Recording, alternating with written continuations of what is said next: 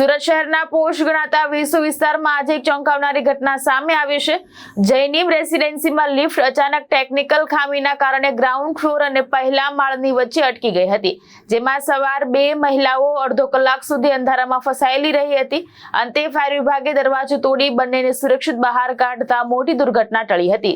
Vesu road ઉપર આવેલી જયનીમ રેસિડેન્સીમાં રહેતા 35 વર્ષીય દિવ્યાબેન ગ્રોવર અને સ્વાટવિક ગ્રોવર આજે શનિવારે કોઈ કામ અર્થે બહાર જવા નીકળ્યા હતા। તેઓ લિફ્ટમાં બેસીને ગ્રાઉન્ડ ફ્લોર તરફ જઈ રહ્યા હતા, ત્યારે અચાનક જ લિફ્ટમાં ટેકનિકલ ખામી સર્જાઈ હતી અને લિફ્ટ પહેલા માળ અને ગ્રાઉન્ડ ફ્લોરની બરાબર વચ્ચે જામ થઈ ગઈ હતી। લિફ્ટ વચ્ચે અટકી જતા લાઇટો ગુલ થઈ ગઈ હતી અને અંદર રહેલી બંને મહિલાઓ ગભરાઈ ગઈ હતી। ગૂંગળામણ અને ડરના કારણે મહિલાઓએ લિફ્ટની અંદરથી જોરથી બૂમો પાડવાનું શરૂ કર્યું હતું। બૂમો સાંભળીને એપાર્ટમેન્ટના સિક્યુરિટી ગાર્ડ અને અન્ય રહીશો દોડી આવ્યા હતા। લોકોએ પોતાની રીતે દરવાજો ખોલવાનો પ્રયાસ કર્યો હતો, પરંતુ લિફ્ટ લોક થઈ ગઈ હોવાથી સફળતા મળી ન હતી। ગંભીર જણાતા રહીશોએ તાત્કાલિક ફાયર બ્રિગેડને જાણ કરી હતી। ફાયર ઓફિસર કિશોર પટેલની ટીમ મિનિટોમાં જ ઘટનાસ્થળે પહોંચી ગઈ હતી। ફાયરના જવાનોએ હાઇડ્રોલિક ટૂલ્સ અને અન્ય સાધનોની મદદથી લિફ્ટના દરવાજાને ફોર્સથી ખોલ્યો હતો।